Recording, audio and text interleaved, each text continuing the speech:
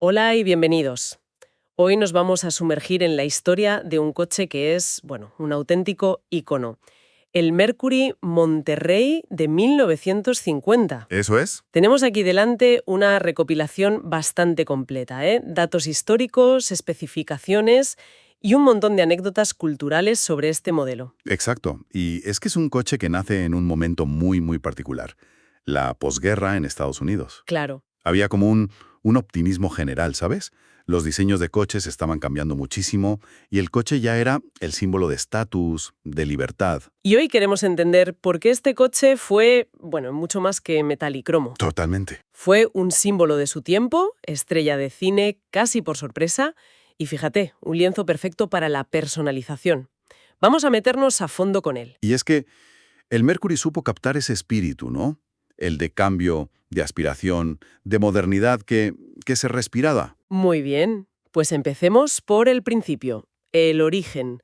¿De dónde sale este diseño tan llamativo? Pues mira, La documentación que tenemos apunta a que la idea original era de Bob Gregory, pensada para un Ford más grande. Pero fue Mercury la que le dio su toque, ¿no? así es. Hablamos del Mercury del 49, la serie 9CM.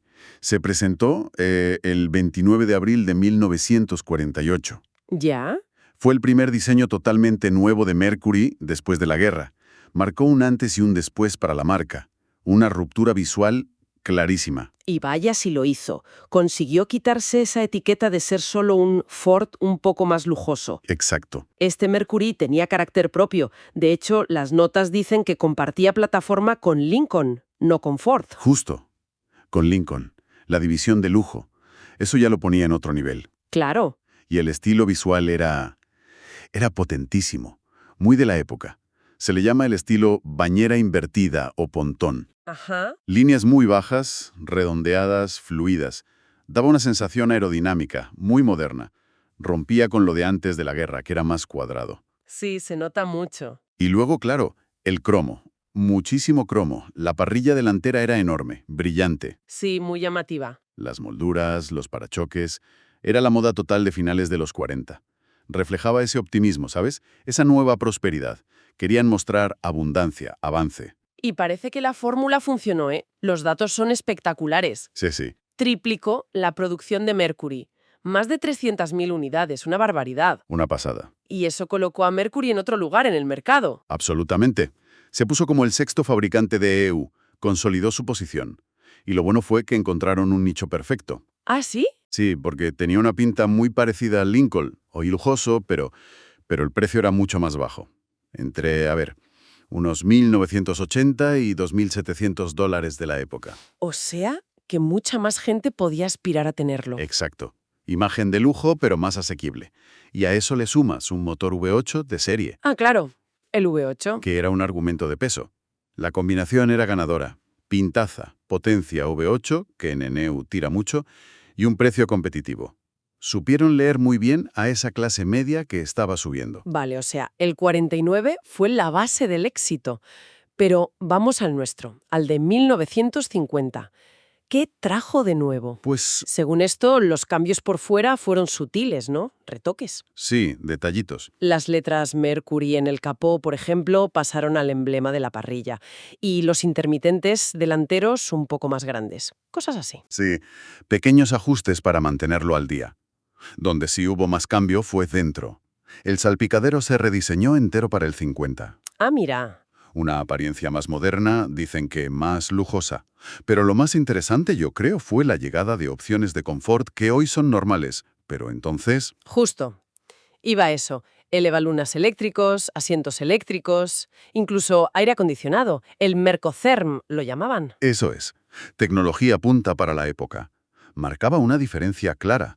Subía el nivel de sofisticación, lo acercaba a coches más caros. Totalmente. Y es en el 50 cuando Mercury saca la versión específica Monterey, El Monterrey. que era el tope de gama de los cupés. Se distinguía por detalles como el techo de vinilo, a veces acolchado, y la tapicería de cuero. Ah, qué bueno. La idea era competir con los cupés hardtop de General Motors, esos sin pilar central, que estaban pegando fuerte. Ya. Aunque, ojo, el Monterrey del 50 no era un hardtop de verdad, ¿eh? Mantenía el pilar B. pero daba el pego estéticamente, muy elegante. Y grande, ¿no? El coche era grande. Enorme. Para toda la serie 49-51, la batalla era de casi 3 metros y de largo más de 5 metros y 25 centímetros. Madre mía. Y pesaba cerca de 1.630 kilos, un coche con mucha presencia en la carretera, vamos. No me extraña. Y esa línea siguió en el 51. Parecía incluso más largo y bajo. La parrilla la rediseñaron, más ancha. Ajá. Y no hay que olvidar la robustez, que a veces con tanto diseño se nos olvida. Eran carrocerías de acero, ya el estándar, pero estos Mercury eran sólidos, duraderos. Hablemos del motor, del corazón de la bestia. V8 Flathead, ¿verdad? Sí, un V8 de cabeza plana, 4.2 litros o 255.4 pulgadas cúbicas. Un clásico de Ford y Mercury. Sí, un diseño muy conocido. Bastante simple mecánicamente, con buen par motor abajo que iba genial para mover estos coches tan pesados. Y muy popular entre los preparadores, ¿eh? Fácil de modificar. Ya. Aunque bueno, también hay que decir que no era el más eficiente comparado con los motores de válvulas en cabeza, o HV, que empezaban a salir. ¿Y de potencia? ¿Cómo iba? Pues daba 110 caballos a 3.600 vueltas, con un carburador Holley de doble cuerpo. 110 cb. Hoy no suena mucho, pero... Pero para la época. Uno de los artículos dice que llegaba a 160 km por hora. 100 millas por hora. Exacto. Que no estaban nada mal para un coche de ese tamaño y peso. Demostraba que no era solo fachada. ¿Y la caja de cambios? ¿Qué opciones había? De serie, en el 49, venía con una manual de 3 velocidades con la palanca en la columna de dirección. Lo típico. Y como opción más chic, tenías una semiautomática con overdrive, la Touch-O-Matic. Ah, el overdrive. Sí, que permitía ir más relajado en carretera. Bajaba las revoluciones, menos ruido, menos consumo. Pero la gran revolución en la transmisión vino un poco después, ¿no? Correcto. La novedad gorda llegó en 1951.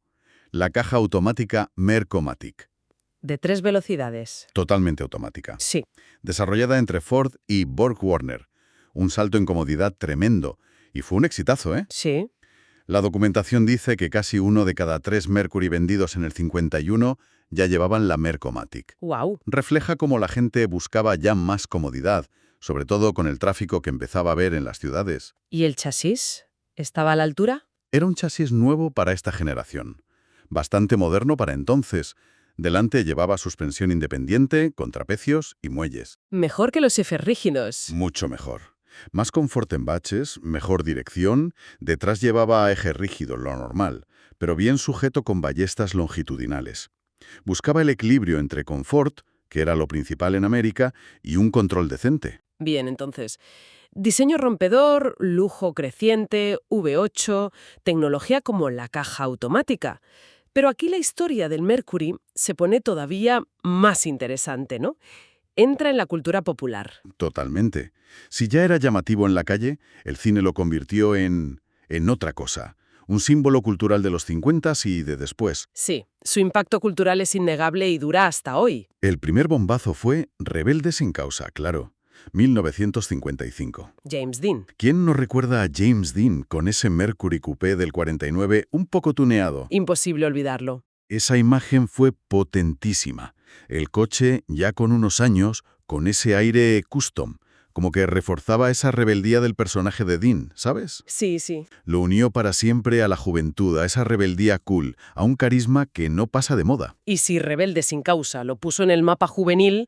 Llegó otra película, muchos años después, y lo consagró como leyenda del cine de acción, Cobra, de 1986. Ah, Cobra, Sylvester Stallone. Stallone como Marion Cobretti, ese policía tan expeditivo, y su coche era casi otro protagonista. Totalmente. El coche de Cobra era un Mercury Monterrey de 1950, negro, imponente, muy modificado. Con óxido nitroso, ¿no? Exacto, las fuentes lo mencionan, con nos para las persecuciones. Brutal. Hay una descripción que dice que era rústico y a la vez elegante, y le pegaba mucho al personaje de Cobretti, esa dualidad. Y supongo que salir en Cobra disparó su fama y su precio. Definitivamente. Se convirtió en objeto de culto de la noche a la mañana. Para fans del cine, de los coches, Ya me imagino. y eso se notó en el mercado de clásicos, subió mucho de valor.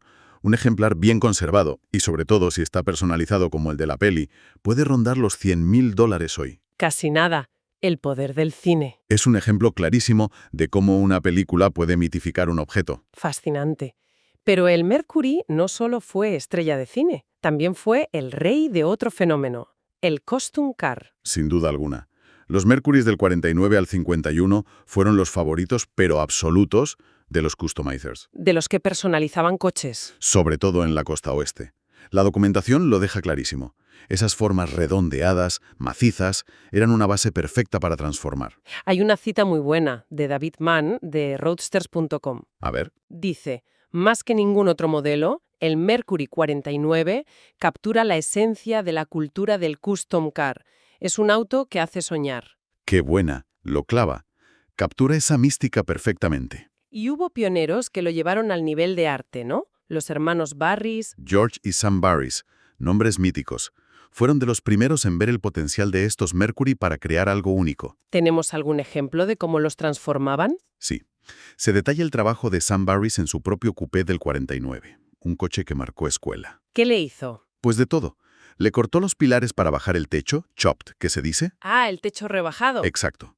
Redondeó más la carrocería, cambió faros y pilotos, quitó casi todos los cromados para alisar, shaped, y lo pintó de un verde metalizado espectacular con muchas capas. Sonaba a obra de arte con ruedas. Y lo era, en cierto modo. Estas creaciones de los Barris y otros ganaban premios en los salones de coches modificados, salían en portadas de revistas como Hot Rod, incluso en películas. Claro, eso ayudó a crear la leyenda. Consolidó la imagen del Mercury 4951 como la base para el custom de calidad. También aparece el término lead sled, trineo de plomo. Sí, se usaba mucho, sobre todo para los Mercury del 51 modificados así, ¿Por qué trineo de plomo? porque al bajar tanto la suspensión y el techo, parecía que el coche iba pegado al suelo, ¿sabes? Como si se deslizara suavemente, como un trineo pesado. Evocaba esa sensación de fluidez, de peso visual, de modificación radical. Y estos lead sleds ganaron premios importantes, ¿no? Con nombres de leyendas del mundillo. Sí, el John D'Agostino Crystal Award, el George Barris Memorial Award, reconocimiento al más alto nivel dentro de esa cultura. Y las modificaciones no eran solo por fuera, ¿verdad? No, que va. Porque hemos visto un ejemplo, un lead sled actual con un motor Ford V8 Super Cobra Jet de 7 litros. 7 litros. Una bestialidad. Y suspensión neumática AQR, interior de lujo, vamos, otro nivel. Exacto. Eso demuestra que el diseño original sigue siendo una plataforma increíble para proyectos súper ambiciosos, décadas después. El lienzo sigue ahí. Pero no todo era glamour y modificaciones. También se habla de su robustez. Hay una anécdota de un Mercury del 49 que chocó con un trolebús. Sí, esa historia se cuenta mucho, y dicen que, a pesar del golpe, la solidez del coche fue clave para que todos los ocupantes sobrevivieran. Vaya. Parece que, además de bonitos, eran coches bien construidos, resistentes para la época, y eso ayudaba a su buena fama. O sea que tenía su instancia además de estilo. Y hablando de prestigio, hubo otro hito importante. ¿Te refieres al Pace Car de Indianápolis, imagino? Ese. Efectivamente. Un Mercury Convertible amarillo chillón, amarillo Miranda, fue el coche de seguridad oficial en las 500 millas de Indianápolis el 30 de mayo de 1950. ¡Qué honor! Ser elegido Pace Car era una publicidad enorme. Reforzaba la imagen de rendimiento, de fiabilidad de la marca. Todo esto nos dibuja un coche que estuvo en todas partes, ¿no? En la calle, en el cine, en las carreras, en los talleres custom. Y no olvidemos de dónde venía la marca. Mercury la fundó Edsel Ford en 1938 para llenar el hueco entre Ford y Lincoln. Para competir con otras marcas intermedias. Exacto, Pontiac, Oldsmobile. Y el éxito de estos modelos del 49 y 50 demostró que la estrategia fue un acierto total. Bueno, creo que hemos cubierto bastante bien la historia de este cochazo. Recapitulando rápido, el Mercury Monterrey del 50 y sus hermanos fueron más que coches. Mucho más. Fueron diseño de posguerra, lujo incipiente, potencia V8, fueron estrellas de cine en Rebelde sin causa, en Cobra. Iconos. Y quizá lo más especial fueron el lienzo favorito de la cultura custom, una mezcla única. Sí, su legado tiene muchas caras y sigue muy presente. Es un veterano de cromo y asfalto que sigue fascinando. Exacto, una historia apasionante, la verdad. Y quizá, como reflexión final, ¿qué hace que un objeto, un coche en este caso, trascienda su función y se convierta en un ícono cultural tan potente? Buena pregunta. Hemos hablado de diseño, de cine, de customización, pero ¿qué elementos de su época Ese optimismo, la rebeldía juvenil, la acción del cine, cristalizaron justo en este modelo para darle ese estatus legendario que aún hoy reconocemos. Es verdad. Es interesante pensar en esa alquimia cultural que convierte objetos en símbolos. Da para seguir pensando, ¿no?